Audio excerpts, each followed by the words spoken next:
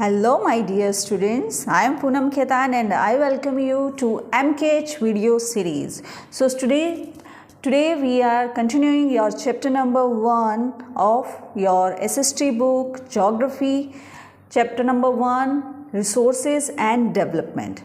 Before this we have done first part of this chapter in which we have studied about resources, type of resources and development. So development के अंदर हमने देखा था कि किस तरीके से जो अर्थ समिट हुई थी 1992 के अंदर रियो डी जेनेरियो के अंदर, जहाँ पे बहुत सारी कंट्रीज़ के लोगों ने पार्टिसिपेट किया और वहाँ पे ये डिसाइड किया कि हमें सस्टेनेबल डेवलपमेंट की तरफ ध्यान देना है, जिससे कि इन रिसोर्सेज को हम अपनी आने वाली फ्यूचर जनरेशन के लिए भी सेव करके रख सकें.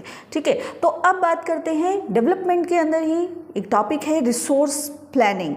तो डेवलपमेंट हम तब कर पाएंगे जब जो रिसोर्सेज हैं उनको प्लानिंग के अंदर हम यूज़ करेंगे, क्योंकि कोई भी चीज़ आप घर के अंदर भी अपने जो मंथली बजट बनाते हैं आपके पेरेंट्स, तो वो कुछ ना कुछ प्लान करके चलते हैं कि इस मंथ हमें ये एक्सपेंसेस करने हैं, यहाँ पे जो स्पेंड करना है, यहाँ पे इन्वेस्ट करना है. तो प्लानिंग जब भी किसी चीज़ की होती है तो उसको हम बहुत अच्छे से कैरी कर पाते हैं. तो रिसोर्सेज जो हमारे पास में अवेलेबल हैं, कुछ अनलिमिटेड रिसोर्सेज भी अवेलेबल हैं और mostly resources are limited. So we have to use very cleverly, बहुत अच्छे से यूज़ करना होगा, जिससे हम आगे आने वाली जनरेशन के लिए, फ्यूचर जनरेशन के लिए भी इसको सेव कर पाएँ. So let's start. Resource planning. Planning is the widely accepted strategy for judicious use of resources. मतलब रिसोर्सेज को आपने यूज़ करना है. अब वाटर जो है वो हमारी बेसिक नीड है, अगर हम उसको यूज़ नहीं करेंगे तो हम सर्वाइव नहीं कर पाएंगे. लेकिन उसको जुडिशली कैसे यूज़ करना है, किस तरीके से क्लेवरली यूज़ करना है, जिससे कि हम उसको वेस्ट नहीं करें, इनडिस्क्रिमिनेट यूज़ नहीं करना है. So it has importance in our country like India which has immense diversity in availability of resources. बहुत सारी डाइवर्सिटी है, बहुत सारे रीजन्स ऐसे हैं जो कि जहाँ पर बहुत सारे मिनरल्स अवेलेबल हैं, बहुत सारे जो रीज़न ऐसे हैं जहाँ पर वाटर अवेलेबल है, लेकिन कुछ रीज़न या कुछ स्टेट्स, कुछ जगह ऐसी हैं जहाँ पर पानी की कमी है, स्कैरसिटी है. लाइक अगर राजस्थान की बात करें, गुजरात के कुछ पार्ट की बात करें, तो वाटर की बहुत स्कैरसिटी रहती है, कमी रहती है. तो अब हमें चीज़ों को इस तरीके से मैनेज करना है कि जहाँ पर ज़्यादा है और जहाँ पर कम है उनको हम बैलेंस करके चलें, राइट. तो कई जगह पे बहुत सफिशिएंट अमाउंट में कुछ चीज़ें अवेलेबल रहती है, लेकिन हो सकता है कि जैसे झारखंड है, जो छत्तीसगढ़ है, मध्य प्रदेश, ये वाला जो एरिया है वहाँ पे कोल के डिपॉजिट बहुत हैं, मिनरल्स बहुत ज़्यादा हैं, लेकिन हो सकता है वहाँ पर किसी और चीज़ की कमी हो सकता है वहाँ पे एग्रीकल्चर लैंड नहीं हो, और किसी चीज़ की कमी हो सकती है. और जहाँ पे एग्रीकल्चर अच्छी हो रही है, क्रॉप अच्छी हो रही है, तो उनको वहाँ पर पहुँचा के और उन मिनरल्स और जो भी कोल डिपॉजिट्स या पेट्रोल्स हम लोगों को मिल रहे हैं, वहाँ से उन चीज़ों की जो कमी है वो उधर पूरी कर सकते हैं. तो इनको हमें बैलेंस करके चलना होता है. ठीक है, तो कई बार जो होता है बहुत सारे चीज़ें अवेलेबल रहती हैं, लेकिन इंफ्रास्ट्रक्चर नहीं होने की वजह से उसको हम डेवलपमेंट नहीं कर पा रहे हैं. डेवलपमेंट वाले टॉपिक में हमने स्टडी किया था, जैसे पोटेंशियल डेवलपमेंट, स्टोक, ये सारे क्या थे कि वहाँ पर हमारे पास में चीज़ें अवेलेबल हैं, बट हम में इतना पोटेंशियल नहीं है कि हम उसका यूज़ कर पाएँ. ठीक है, तो ये है रिसोर्सेज प्लानिंग. अब रिसोर्सेज प्लानिंग इन इंडिया, यानी इंडिया के अंदर हम रिसोर्सेज प्लानिंग कैसे करके चलते हैं, तो उसके लिए मेन चीज़ जो आपको देखनी है कि उसमें क्या क्या चीज़ों को हम कैरी कर रहे हैं. रिसोर्स प्लानिंग के अंदर कॉम्प्लेक्स प्रोसेस है एक, तो क्या क्या चीज़ें हम उसके अंदर इंक्लूड करेंगे वो आपने चेक करनी है. देखिए, सबसे पहले identification and inventory of resources across the region of the country. एक तो आइडेंटिफिकेशन करना है कि जो कोई भी चीज़ मिनरल है या जो भी रिसोर्सेज हैं वो कौन से रीजन के अंदर, कंट्री के कहाँ पर अवेलेबल हैं. फिर आपको करना है कि इसके अंदर आप क्या करेंगे, सर्वे करेंगे. पहले सर्वे करेंगे कि कौन सी चीज़ कहाँ पे अवेलेबल है, फिर मैपिंग करते हैं. सर्वे जो है वो एक जनरल फॉर्म हो गई. मैपिंग मतलब उस पर्टिकुलर एरिया को हम मैप कर रहे हैं. क्वालिटेटिव और क्वांटिटेटिव उसका एस्टिमेशन होता है, मेजरमेंट होता है. सेकंड क्या करेंगे आप, evolving a planning structure endowed the appropriate technology, skill and institution setup for implementing resources development plan. तो अब क्या करना है कि जो आपने रिसोर्सेज सर्वे किए हैं, उनकी मैपिंग की है, उसको आप क्या करेंगे, टेक्नोलॉजी लगाएंगे, स्किल या इंस्टीट्यूशन, जो बताया था मैंने आपको कि इंस्टीट्यूशन हम डेवलप करते हैं तो वो इन सब पर काम करते हैं। जैसे अगर माइनिंग करनी है तो माइनिंग के अलग अलग इंस्टीट्यूशन हैं, तो उनसे आपको वो उनको रेगुलेट करते हैं, उनसे आपको एक्सेप्टेंस लेनी पड़ती है, बहुत सारी चीज़ें होती है, तो उनके थ्रू कुछ पर्टिकुलर टेक्नोलॉजी या स्किल लगाकर आप उनको डेवलप कर सकते हैं। Third one is matching the resource development plans with overall national development plan. अब आपको क्या करना है, आपने पर्टिकुलर रीजन की मैपिंग की है, उसका सर्वे किया है, वहां के रिसोर्सेज का सर्वे किया है। अब क्या करना है, जो हमने सर्वे किया है उस सर्वे को जो ऑल ओवर इंडिया की जो रिसोर्स डेवलपमेंट है उससे हमें मैच करना है। ऐसे नहीं है कि हमारे जो स्टेट के अंदर बहुत सारी माइंस जो हैं, गोल्ड माइंस मिल गई है, अब उस गोल्ड को हम सिर्फ अपने स्टेट के लिए यूज़ कर रहे हैं, तो ऐसा पॉसिबल नहीं है। क्यों? क्योंकि हमें इंडिया के मैपिंग रिसोर्सेज के अकॉर्डिंग अपने मैप को मैच करना पड़ेगा, तभी हम चीज़ों को बैलेंस करके चल पाएंगे। अगर हम उस गोल्ड को इंडिया के बाकी स्टेट्स के अंदर या बाहर अगर एक्सपोर्ट भी करना है, तो अगर हम उनको नहीं अवेलेबल करवाएंगे तो हमारे पास में सिर्फ गोल्ड रह जाएगा। अगर हमारे पास में एग्रीकल्चर नहीं है, हमारे पास क्रॉप नहीं है, तो फिर हम नहीं दे रहे हैं किसी को चीज़ें, तो कोई हमें क्यों प्रोवाइड करवाएगा। तो हमें क्या करना है, मैच करके चलना है, बैलेंस करके चलना है। तो ये 3 चीज़ें हैं रिसोर्स प्लानिंग के अंदर, ये इंपॉर्टेंट पॉइंट है, इनको आप लर्न कर लेना। समझना क्या है, पहले आपको इन्वेंट्री यानी जो स्टॉक है, जो रिसोर्सेज के जो रिजर्व्स हैं, उनको आपको आइडेंटिफाई करना है, उनका सर्वे करना है, मैपिंग करनी है, उनका एस्टिमेशन लगाना है, मेजरमेंट करना है। ये सारे एक ही चीज़ के अंदर आएंगे। सेकेंड वन इज उन रिसोर्सेज को, उन सारे जो मेजरमेंट आपने किया, वहाँ पे आपको देखना है कि कौन सी टेक्निकल चीज़ें लगेगी, क्या स्किल लगाकर आप उसको एक्सेस कर सकते हो। अगर कोई चीज़ रॉक के अंदर मिनरल्स बहुत सारे होते हैं, अगर आप उसको एक्सेस नहीं कर पा रहे हो तो वो आपके लिए रिसोर्सेज नहीं है, राइट। तो आपको अब उसके अंदर स्किल लगानी है। थर्ड, कि ऑल ओवर इंडिया से, अपनी पूरी कंट्री से उसको मैच करके देखना है कि हम कहाँ पर किस चीज़ का बैलेंस कैसे करेंगे, ठीक है। नेक्स्ट देखेंगे, India has made concerted efforts for achieving the goals of resources planning right from the first 5-year plan launched after independence. I hope आपको नॉलेज में होगा कि जब इंडिपेंडेंस मिली थी उसके जस्ट बाद में हम लोगों ने 5-year प्लान्स लॉन्च किए थे। 5 years के कुछ गोल्स हम लेके चले थे, उन गोल्स पर हमने वर्क किया था, उसके अकॉर्डिंग जो रिसोर्स डेवलपमेंट का जो प्रोग्राम है वहीं से हम उन गोल्स को लेके चल रहे हैं। कि स्टार्टिंग के जो 2-5 year प्लान्स थे उसमें हमने एग्रीकल्चर पे बहुत ज़्यादा फोकस किया, फिर उसके बाद में जो इंडस्ट्रियल एरिया है, इंडस्ट्रीज़ पे बहुत फोकस किया। तो इस तरीके के कुछ मेजर गोल्स हम लेके चले, जिसके अंदर हम उस डेवलपमेंट की तरफ बढ़ रहे हैं। जो रिसोर्सेज की अवेलेबिलिटी रहती है वो मैंने जैसे आपको बताया कि डिफरेंट रहती है, रीजन टू रीजन जो है वो डिफरेंट रहती है। वैसे ही टेक्नोलॉजी और इंस्टीट्यूशन जो हैं वो उस चीज़ों को, जहाँ पे किसी चीज़ की स्कैरिसिटी है या जहाँ पर किसी चीज़ का एक्सेस है, तो उन चीज़ों को बैलेंस करते हैं, वहाँ से चीज़ों को दूसरी जगह पे अवेलेबल करवाते हैं जहाँ पे उसकी स्कैरिसिटी है। तो हमारे इंडिया के अंदर बहुत सारी जगह ऐसी है जहाँ पर बहुत रिसोर्सेज हैं, मिनरल्स हैं, कई जगह ऐसी हैं जहाँ पे वाटर है, कई जगह ऐसी हैं जहाँ पे एग्रीकल्चर लैंड अच्छी है। तो इस तरीके से हम बैलेंस करके चलते हैं, ठीक है। तो इकोनॉमिकली बैकवर्ड कुछ रीजंस होते हैं। Can you name some resource rich but, ये भी एक इम्पॉर्टेंट पॉइंट है कि कई बार क्या होता है कि कुछ स्टेट्स ऐसे होते हैं जिनके पास में बहुत सारे रिसोर्सेज होते हैं, बहुत सारे मिनरल्स अवेलेबल हैं, बहुत सारी एग्रीकल्चर लैंड भी अवेलेबल हैं, लेकिन फिर भी वो इकोनॉमिकली बैकवर्ड रीजन के अंदर आते हैं। और कुछ स्टेट्स ऐसे हैं जिनके पास में रिसोर्सेज हो सकता है कम हो, जो नेचुरल रिसोर्सेज हैं, लेकिन उन्होंने टेक्निकली अपने आप को इतना डेवलप कर लिया कि वो आज भी इकोनॉमिकली अच्छे हैं, फॉरवर्ड सिचुएशन में जा रहे हैं। तो हो सकता है अपने इंडिया के अंदर भी बहुत सारे ऐसे स्टेट हो, तो आपको वो फाइंड करना है। अब कोलोनाइजेशन की बात करते हैं। तो कोलोनाइजेशन क्या होता है, देखिए history of colonization reveals that rich source in colonies were the main attraction for the foreign invader. India के अंदर भी जब भी बहुत सारे फॉरेन इन्वेडर आए हैं, मुगल्स आए हैं, तुगलक आए हैं, बाद में ये जो ब्रिटिश आए हैं, तो इन लोगों ने क्या किया कि जहाँ पर बहुत सारे रिसोर्सेज अवेलेबल थे वहाँ पे अपनी अपनी एक कॉलोनी डेवलप कर ली, उसको कॉलोनाइजेशन बोलते हैं। जैसे ब्रिटिश लोग जब इंडिया के अंदर आए हैं तो उन्होंने क्या किया, कोस्टल एरिया के अंदर एंटर किया, मद्रास का जो एरिया है, कैलकाटा का जो एरिया है, तो ये क्या करते थे वहाँ पर, क्योंकि चीज़ें अवेलेबल थी, एग्रीकल्चर लैंड बहुत अच्छी होती है क्योंकि डेल्टा बन जाता है, रिवर्स बहुत अच्छी, क्योंकि एंड में वो सी के अंदर, ओशन के अंदर रिवर्स आ रही हैं, तो उनका जो डेल्टा है उसकी वजह से एग्रीकल्चर लैंड बहुत अच्छी हो रही है।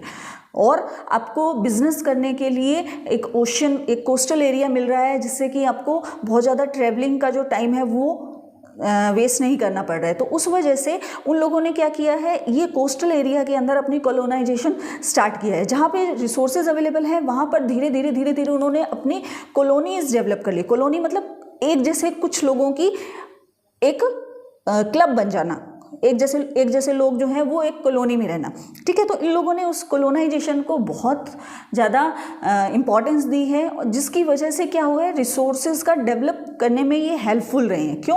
क्योंकि वहाँ पे रिसोर्सेज अवेलेबल है, वहीं पे आप ह्यूमन रिसोर्सेज पुट कर रहे हैं, तो उन लोगों को उन रिसोर्सेज को आपको एक्सेस करना बहुत ईजी हो जाता है। इंडिया की बात करें तो इंडिया के डेवलपमेंट में, क्योंकि हम बहुत पुराने टाइम से, ब्रिटिश टाइम से भी और उससे पहले टाइम से भी इस कॉलोनाइजेशन को एक्सपीरियंस करते आ रहे हैं और उसको हम लोगों ने यूज़ भी किया है।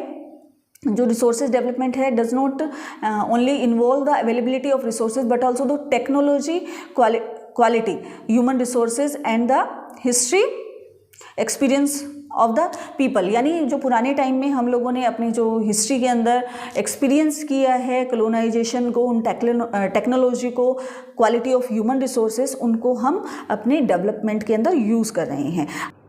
Next you can see conservation of resources. Conservation मतलब किसी चीज़ को सेव करना, कंजर्व करके रखना। तो अब हम क्या कर रहे थे, प्लानिंग कर रहे थे, रिसोर्सेज को किस तरीके से डेवलप करना है और उनकी प्लानिंग करनी है कि जहाँ पे जो चीज़ें अवेलेबल है, एक्सेस में अवेलेबल है, उनको दूसरी जगह पे पहुँचाना, दूसरी जगह पे जो चीज़ें एक्सेस में अवेलेबल है उनको उस जगह पे पहुँचाना। तो उन चीज़ों को हम बैलेंस करके चल रहे थे। कंजर्वेशन क्या है कि किस तरीके से हम बचा सकते हैं पानी। आपको जैसे मैंने बताया, वाटर हमको यूज़ करना ही करना है, but we can conserve the water. How we can conserve the water? Like you are washing the vegetable, then you can use that water to irrigate your plant, ठीक है।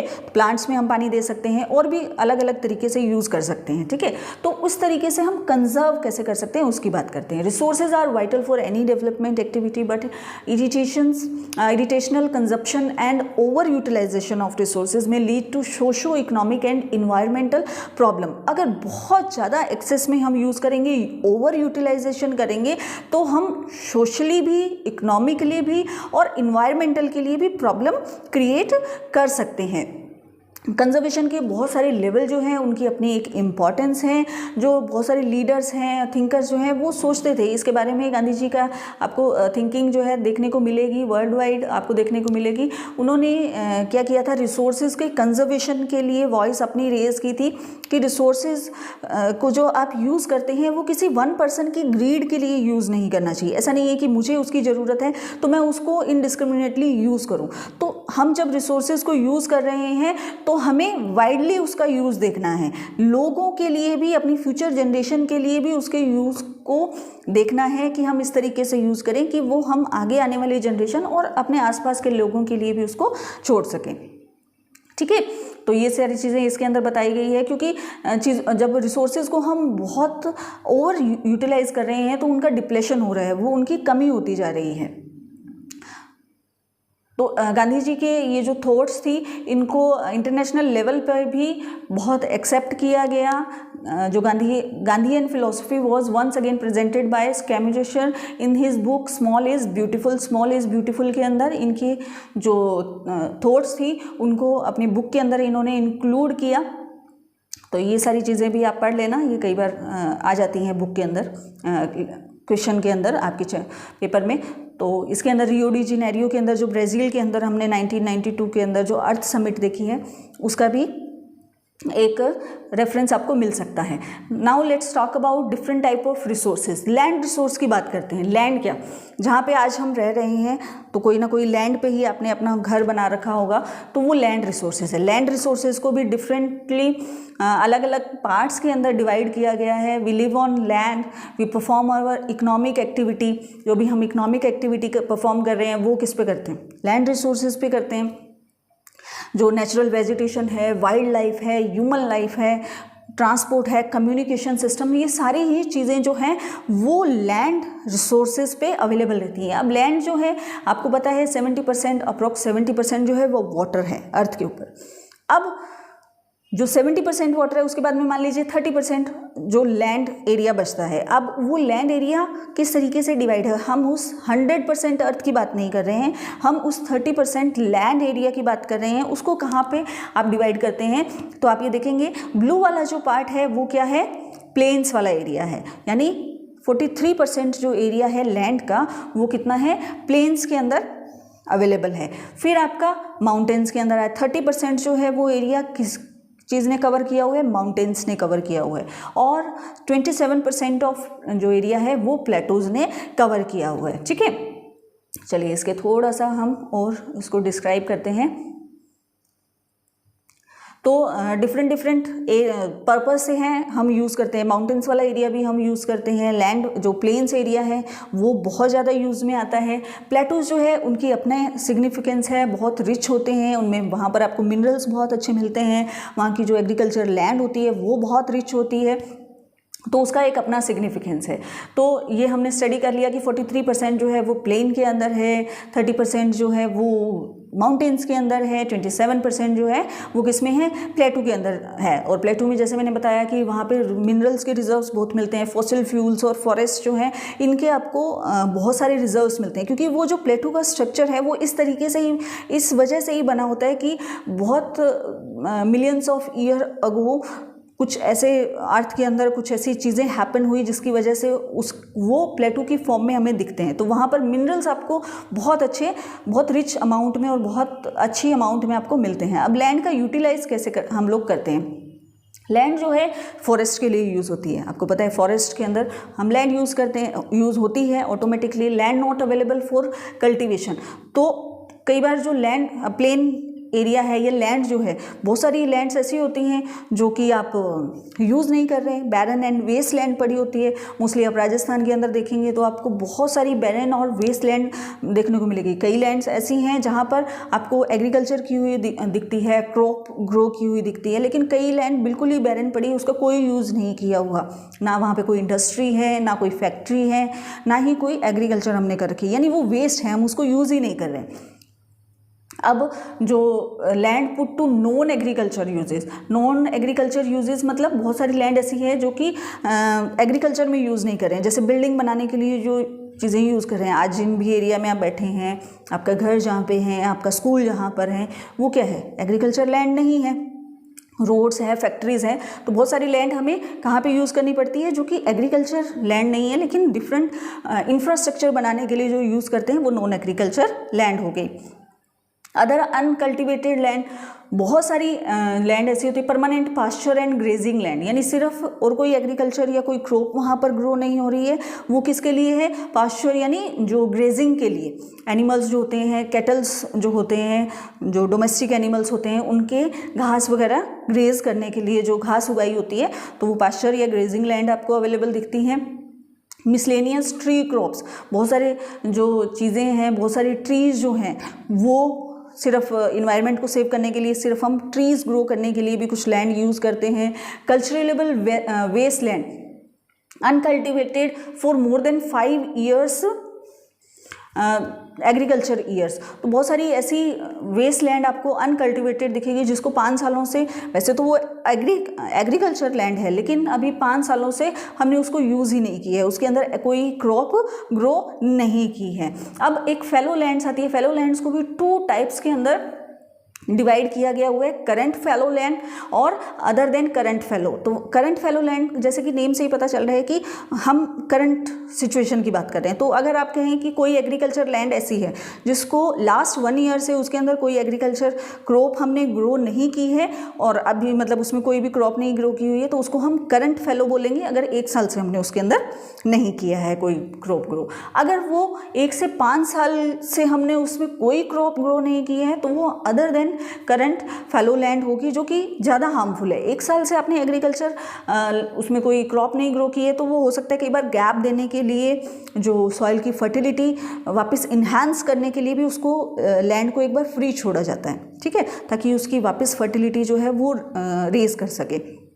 लेकिन अगर 5 साल हो गए हैं, 2 ईयर्स हो गए, 3 ईयर्स हो गए, तो वो हार्मफुल है। क्यों? क्योंकि आप लैंड है अवेलेबल आपके पास में, एग्रीकल्चर लैंड अवेलेबल है, but you are not using it, तो वो ज़्यादा हार्मफुल हो जाता है। Next one is net sown area. अब नेट सोन एरिया क्या होता है? Area sown more than once in an agriculture year plus net sown area is known as gross cropped area. तो नेट सोन एरिया क्या होता है कि आपके पास में मान लीजिए जो भी जितने भी हेक्टेयर एग्रीकल्चर लैंड है, फॉर एग्जांपल 5 हेक्टेयर आपके पास में एग्रीकल्चर लैंड है। अब उस 5 हेक्टेयर एग्रीकल्चर लैंड के अंदर आप 1 ईयर के अंदर, पूरे साल के अंदर जितनी क्रॉप ग्रो कर रहे हैं उतनी क्रॉप को आप नेट सोन एरिया मानते हैं, ठीक है। उसको ग्रॉस क्रॉप्ड एरिया भी बोलते हैं। कैसे कि अपने साल के अंदर हम रबी, खरीफ, जायद बहुत सारी क्रॉप्स ग्रो करते हैं, तो उनको आप मल्टीप्लाई करेंगे, यानी 5 हेक्टेयर के अंदर अपने खरीफ की क्रॉप की तो 5 प्लस फिर अपने रबी की फिर 5 और फिर मान लीजिए जायद की तो फिर 5, तो वो 15 हेक्टेयर सोन एरिया माना जाता है, ठीक है। अब land use pattern in India. India के अंदर किस तरीके से हम लैंड को यूज़ कर रहे हैं, जो जिस तरीके का कितनी अमाउंट में हम बैरन लैंड है हमारे यहाँ पर, कितनी एग्रीकल्चर लैंड है, उन सब चीज़ों को हम देखेंगे। तो ये एक पाई चार्ट आपको बना के दिया हुआ है, बहुत ही ब्यूटीफुली इसके अंदर एक्सप्लेन किया हुआ है। अगर आप थोड़ा सा आप कंसंट्रेट करेंगे then you will get the point. ये जो एक साइड में आपको लेफ्ट साइड में दिख रहा है, ये 90, 60 और 61 का पाई चार्ट है, ठीक है। What is this? ये 60, 61 का है। उसके अंदर आप ये कलर दिए हुए हैं, आप थोड़ा सा इसको कंपेयर करेंगे। जो ब्लू वाला पार्ट है दैट इज़ फॉरेस्ट, ठीक है। तो यहाँ पे आप 60, 61 के अंदर हम देखेंगे तो वो है 18.11 और यहाँ पर 14, 15 के अंदर 23.3% हो गया। तो इट इज़ गुड कि यहाँ पर आपको इंक्रीमेंट देखने को मिल रहा है, क्योंकि एक्चुअल में तो जो फॉरेस्ट लैंड होनी चाहिए एथिकली और आइडेंटिकली अगर हम देखें तो वो होनी चाहिए 33%, यानी जितनी लैंड है आपकी उसका 33% क्या होने चाहिए? फॉरेस्ट होने चाहिए। But still we are raising it, so it is good. तो इसके अंदर इंक्रीज़ किया है। रेड वाला जो पोर्शन है बैरन एंड अनकल्चरेबल वेस्ट लैंड आपको देखने को मिल रही है, जो कि पहले 18.11 थी, अब वो कम हो गई है, 5.5% हो गई है। तो इट इज़ ऑल्सो गुड, क्योंकि आप उस चीज़ को कम कर रहे हैं। बैरन लैंड को हमने यूज़ किया है क्योंकि इरिगेशन जो फैसिलिटीज़ हैं उसके अंदर बहुत डेवलप किया है हमने। वाटर की जो स्कैरिसिटी थी जहाँ पर, वहाँ पे ज़्यादा से ज़्यादा वाटर अवेलेबल करवाया जा रहा है, तो उस वजह से भी बैरन लैंड को आप यूज़ कर पाए हैं। ऐसे ही जो ये area under non agriculture use वो बढ़ गया है। नॉन एग्रीकल्चर लैंड जो यूज़ मतलब कि जहाँ पे आप बिल्डिंग्स कर रही हैं, इंफ्रास्ट्रक्चर डेवलप किया है, तो ये भी एक तरीके से देखें तो प्लस पॉइंट भी है और माइनस पॉइंट भी है। क्यों? क्योंकि ये जो लैंड हमने यूज़ की है ये एग्रीकल्चर लैंड को कट करके और वहाँ पे हमने इंफ्रास्ट्रक्चर डेवलप किए हैं। आप अपनी इस सिटी के अंदर अगर आप देखेंगे तो आप अपने पेरेंट्स से अगर पूछेंगे तो हो सकता है वो बोलें कि यहाँ पे 10 साल पहले जो सिटी के बाहर का जो एरिया है वहाँ पे क्या थे? 10 साल पहले खेत थे, एग्रीकल्चर हुआ करती थी। लेकिन आज वहाँ पे क्या है, कुछ बड़ी बिल्डिंग, कोई फैक्ट्री, कोई इंडस्ट्रीज़ आपको देखने को मिलेगी। तो कहीं ना कहीं हमने उस एग्रीकल्चर लैंड को यूज़ किया।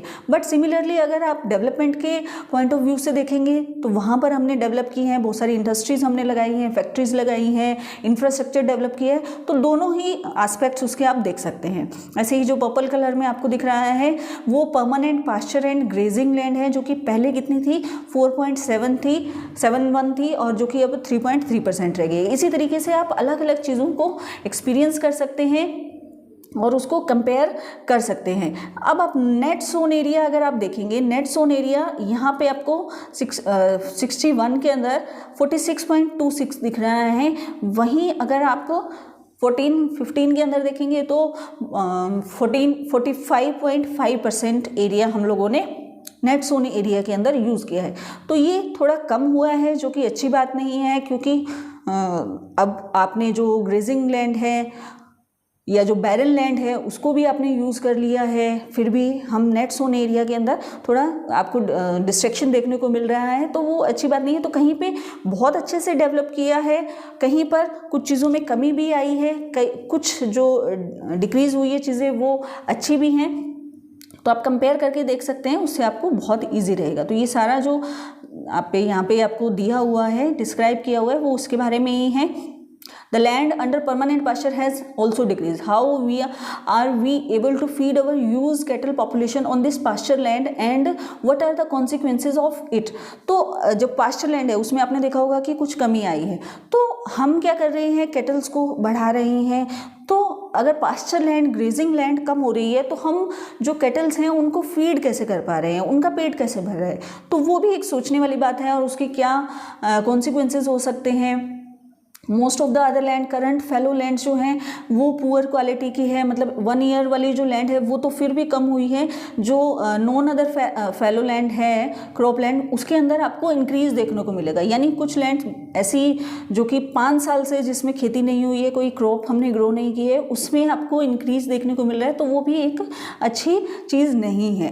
तो बहुत सारी चीज़ें आपको पैटर्न यहाँ पे देखने को मिलेगी। नेट सोन एरिया जो है वो varies greatly from one state to another. यहाँ पे आप देखेंगे कि जो नेट सोन एरिया है वो वेरी करता है, one state to another state जो है वो वेरी करता हुआ दिखाई देगा आपको। क्यों? क्योंकि जैसे कुछ स्टेट्स ऐसे हैं जहाँ पर जो एग्रीकल्चर होती है वो सिर्फ कैसे होती है, सिर्फ रेन पे डिपेंड होती है, ठीक है। और कुछ एरियाज़ ऐसे हैं जहाँ पे ऑलरेडी बहुत सारी अच्छी रिवर्स हैं, यहाँ जहाँ की एग्रीकल्चर लैंड ऑलरेडी बहुत अच्छी हैं, फर्टाइल सॉइल है, तो वहाँ का पैटर्न आपको डिफरेंट देखने को मिलेगा। तो बहुत ज़्यादा वेरिएशन आपको देखने को मिल सकता है। जैसे कि पंजाब का जो टोटल एरिया है एग्रीकल्चर लैंड का, वो वहाँ पर एग्रीकल्चर की जाती है। Haryana and less than Punjab और हरियाणा दोनों में ही बहुत अच्छी एग्रीकल्चर होती है।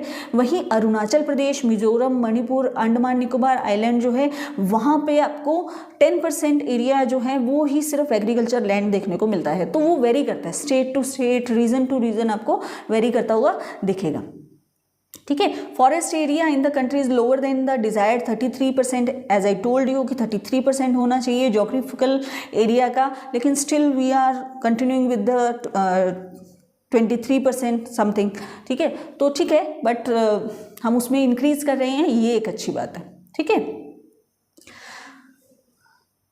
A part of the land is termed as wasteland and land put to other non agriculture use। वो मैंने आपको बताया कि नॉन एग्रीकल्चर यूज़ के अंदर जो चीज़ें हम यूज़ कर रहे हैं, ऐसे ही जो रॉकी लैंड्स होती हैं वो भी वेस्ट एरिया के अंदर आती हैं, या जो डेजर्ट एरिया है या जहाँ पर हम एग्रीकल्चर नहीं कर रहे हैं या कोई भी इंफ्रास्ट्रक्चर नहीं कर रहे हैं, तो वो वेस्ट लैंड के अंदर आती है। तो ये भी बहुत ज़्यादा नहीं होनी चाहिए। और ये सारी चीज़ें आपको ये पाई चार्ट से बहुत अच्छे से क्लियर हो जाएगी। अब land degradation and conservation measure. अब लैंड के अंदर डिग्रेड कैसे कर रहे हैं, लैंड जो है उसकी जो क्वालिटी है वहाँ कहीं ना कहीं डिग्रेडेशन हो रहा है। कैसे हो रहा है? We have shared our land with the past generation and will have to do so with the future generation too। देखिए, जो हमारे पास में लैंड है वो हमारे पास से हमारे साथ में आ रही है, यानी हमारे जो ग्रैंड पेरेंट्स हैं उन्होंने भी उस लैंड को यूज़ किया, आज हम उसे यूज़ कर रहे हैं और इसी लैंड को हमें आगे आने वाली फ्यूचर जनरेशन के लिए भी छोड़ के जाना है। अब ऐसा तो है नहीं, ट्री तो जो है वो मान लो आप और ग्रो कर लोगे, क्या लैंड को आप डेवलप और बना सकते हो? नहीं बना सकते। जो लैंड जितनी अमाउंट में आपके पास में लैंड अवेलेबल है वो उतनी ही रहेगी, ठीक है। अब हमारी ड्यूटी क्या है कि उस लैंड की जो क्वालिटी है उसको हम मेंटेन करके रखें, ताकि आगे आने वाली जो फ्यूचर जनरेशन है वो भी उसको इतने अच्छे तरीके से ही यूज़ कर सके। 95% जो है, जो हमारी बेसिक नीड्स हैं, चाहे वो फूड है, कहाँ से मिलता है? एग्रीकल्चर से, क्रॉप से। वो कहाँ पे उगाते हैं? लैंड पे उगाते हैं। शेल्टर जो है, घर कहाँ पे बनाते हैं? लैंड पे बनाते हैं, स्काई में जाके तो नहीं बनाते हैं। क्लोथिंग जो है, कपड़े जो पहनते हैं, ये 3 बेसिक नीड्स के अंदर आती हैं। तो क्लोथिंग जो है वो कहाँ से आती है? एग्रीकल्चर, क्रॉप से जो होती है वहाँ से हम लोगों को फाइबर मिलता है। या मान लो कोई फैक्ट्रीज़ हैं जो सिंथेटिक फाइबर हैं, वो कहाँ पे बनेंगे? फैक्ट्रीज़ में, इंडस्ट्रीज़ में। तो वो सारी चीज़ें भी कहाँ पे हम डेवलप करेंगे? लैंड पे डेवलप करेंगे। तो हमारी तीनों ही बेसिक नीड्स की जो फुलफिल है वो कौन करता है? लैंड करती है। और ह्यूमन एक्टिविटीज़ जो हैं, हम लोगों ने उसको क्या किया है? उस लैंड को डिग्रेड कर दिया है, but have also aggravated the pace of natural forces to cause damage to land. हमने बहुत सारी चीज़ें ऐसी डेवलप कर ली हैं जो नेचुरल डिजास्टर्स है, नेचुरल जो फोर्सेस हैं, उनको हम यूज़ कर रहे हैं, उनको हम अट्रैक्ट कर रहे हैं, जो कि लैंड को डैमेज कर रही है। उसका एक एग्जांपल आप देख सकते हैं कि जो माउंटेन्स हैं, ये जो रॉक्स हैं, वहाँ पे हम अपने यूज़ के लिए, अपने ग्रीड के लिए वहाँ से माइनिंग करते हैं। माइनिंग करते हैं तो क्या होता है कि उनको तोड़ना पड़ता है, उनके अंदर ब्लास्ट करना पड़ता है। कई बार वो ब्लास्ट या कुछ इस तरीके की चीज़ें हैपन हो जाती है कि पूरा का पूरा रॉक या माउंटेन्स जो होते हैं वो क्या हो जाती है? स्लाइड कर जाती है। तो वो लैंड स्लाइड का एक रीज़न बनती है, जिसकी वजह से बहुत ज़्यादा नुकसान होता है। एनवायरनमेंट को भी नुकसान होता है, वहाँ पे आसपास के जो लोग रह रहे होते हैं वहाँ पे भी नुकसान होता है। तो इस तरीके की चीज़ें हम अपने ग्रीड के लिए यूज़ कर रहे हैं, नेचुरल चीज़ों को डैमेज कर रहे हैं, लैंड को डैमेज कर रहे हैं, जिससे कि हम लैंड को डिग्रेडेशन कर रहे हैं। बहुत सारी ऐसी एक्टिविटी है, जैसे डिफोरेस्टेशन। अपने यूज़ के लिए हम क्या कर रहे हैं? फॉरेस्ट को कट करते जा रहे हैं। वहाँ पे बड़ी बड़ी बिल्डिंग्स, इंफ्रास्ट्रक्चर, या जो भी चीज़ हम डेवलप करना चाहते हैं उसके लिए हम फॉरेस्ट कट करते हैं। तो अब जैसे कि आपको बताया ही कि 33% एटलीस्ट फॉरेस्ट होना ही चाहिए आपको। तो अगर नहीं है तो हम अभी भी कम चल रहे हैं। ओवर ग्रेजिंग हो जाती है, माइनिंग का जैसे मैंने आपको बताया। तो माइनिंग करके आप बहुत सारी चीज़ों से हम उसको अनडिस्क्रिमिनेटली यूज़ करेंगे तो नेचुरल जो कॉजेज़ हैं उसको डैमेज करने के वो हैपन होंगे ही होंगे। Mining sites are abandoned after excavation work is complete, leaving deep scars and trace overburdening। तो जब माइनिंग करते हैं तो कई बार क्या होता है कि चाहे आप नीचे से कोई चीज़ लैंड के अंदर खुदाई कर रहे हैं, तो वहाँ से मान लो कोई चीज़ मिल रही है, मिनरल्स मिल रहे हैं, कोई ऐसी चीज़ मिल रही है जो बहुत उसकी वैल्यू अच्छी है, तो उसको हम ओवर माइनिंग करते जाते हैं। ओवर माइनिंग करते जाओगे मतलब उसको खोदते जा रहे हो, डिग करते जा रहे हो, डीप स्कार्स हो जाते हैं, तो ओवर बर्डनिंग हो जाती है, जिसकी वजह से बहुत सारी जो माइंस होती हैं वो आपने सुना होगा, और पहले के टाइम में बहुत ज़्यादा होता था, क्योंकि उस टाइम में इतनी ज़्यादा टेक्नोलॉजी भी डेवलप नहीं थी, ह्यूमन रिसोर्सेज बहुत ज़्यादा लगते थे।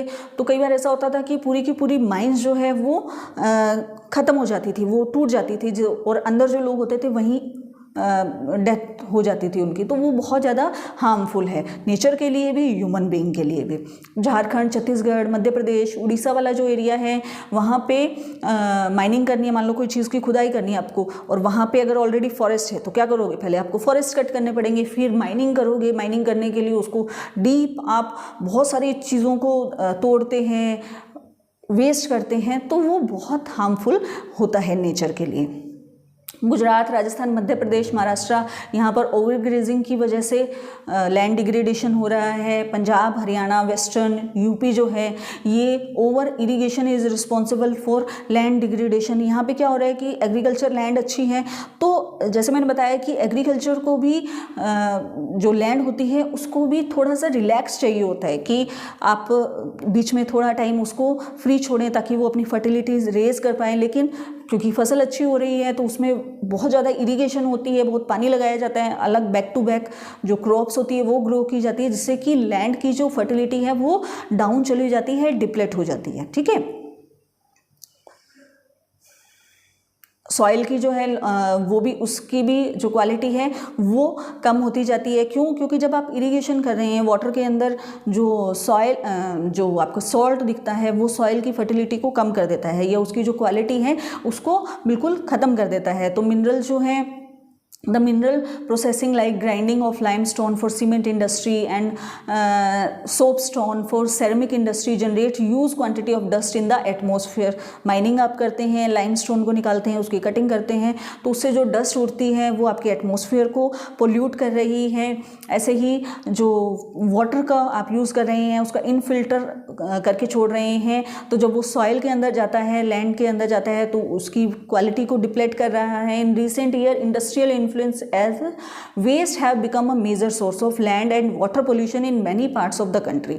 तो इंडस्ट्रीज हम डेवलप करते जा रहे हैं, तो इंडस्ट्रीज डेवलप कर रहे हैं तो उससे क्या हो रहा है, तो इंडस्ट्रीज का जो वेस्टेज होता है वो वेस्ट क्या करता है, एटमॉस्फेयर के अंदर भी पोल्यूट कर रहा है, लैंड के ऊपर जाएगा, कुछ वेस्ट लैंड के ऊपर जाता है। मान लो प्लास्टिक आप यूज़ कर रहे हैं या कुछ केमिकल्स यूज़ कर रहे हैं, तो वो अगर लैंड के अंदर बैठ रहे हैं तो वो लैंड की जो फर्टिलिटी है, उसकी जो क्वालिटी है, उसको डिप्लेट कर रहे हैं। ऐसे ही वो मोस्टली वेस्टेज क्या करते हैं, वाटर के अंदर डिस्चार्ज करते हैं उसको, तो आसपास जो रिवर्स होती हैं या जो भी वाटर बॉडीज़ रहती हैं वहाँ पे उसको डिस्चार्ज कर देते हैं। तो उससे क्या होता है, उस वाटर की क्वालिटी जो है वो बिल्कुल डिग्रेड हो जाती है, वो पीने लायक नहीं रहता या यूज़ करने लायक भी नहीं रहता है। तो इस तरीके से हम अपने ग्रिड के लिए रिसोर्सेज को बहुत ज़्यादा यूज़ कर रहे हैं, जिसकी वजह से नेचर के अंदर और ह्यूमन बीइंग की हेल्थ के ऊपर भी इफ़ेक्ट डाल रहा है। There are many ways to solve the problem of land degradation. अब इतनी प्रॉब्लम है तो डेफिनेटली सोल्यूशन भी है। अफोस्टेशन जो है वो एक बहुत अच्छा तरीका हो सकता है। डिफोस्टेशन मतलब फॉरेस्ट को आपने कट कर दिया, ठीक है। अब कई बार ऐसा होता है कि आपको डेवलपमेंट के लिए, कुछ ऐसी चीज़ें डेवलप करने के लिए आपको डिफोस्टेशन करना ही पड़ेगा, वहाँ से फॉरेस्ट कट करने ही पड़ेंगे। बट हमने क्या किया, हमने क्या देखा था कि जो फॉरेस्ट है वो कैसे रिसोर्सेज हैं, दे आर रिन्यूएबल रिसोर्सेज, यानी आप उनको रिन्यू कर सकते हो। तो ये एक्चुअली पॉलिसी है कि जब आप एक ट्री कट करते हैं तो उसके एवज में आप 3 ट्रीज जो हैं वो ग्रो करेंगे। क्यों? क्योंकि उस ट्री को ग्रो होने के में पूरा एक उस प्लांट को ट्री बनने में बहुत टाइम लगने वाला है। तो हमें क्या करना है, एक ट्री को कट किया तो उसके एवज में 3 ट्रीज जो हैं वो चाहे हम कहीं भी ग्रो करें, ऐसी जगह पे जहाँ थोड़ा टाइम लगा के ग्रो हो जाए। तो अफोस्टेशन जो है वो एक अच्छा तरीका हो सकता है डिफोस्टेशन को मैनेज करने का।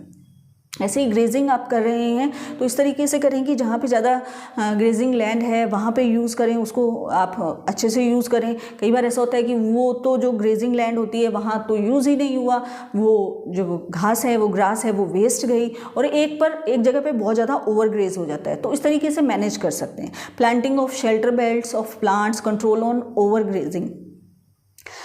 जो प्लांट्स होते हैं उनका एक शेल्टर बेल्ट बना सकते हैं। Stabilization of sand dunes by growing thorny bushes are some of the method of to check land degradation in arid area।